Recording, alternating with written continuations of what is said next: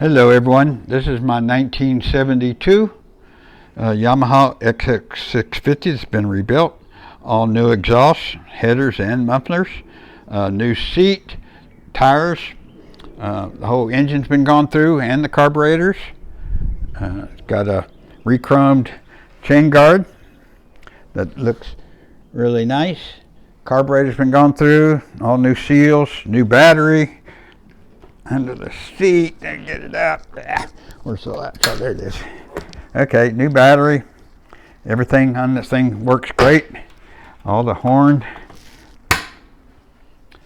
Turn the key on. The horn's a loud horn. There's the turn signals are working. Left and right. You can see it.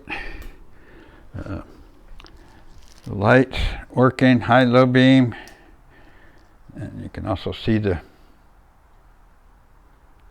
high beam indicator. Turn that off. Okay, so let me turn the gas on. We'll try to crank it again.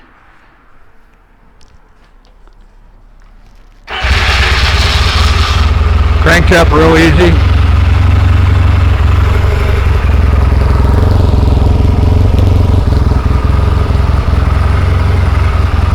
Thank you.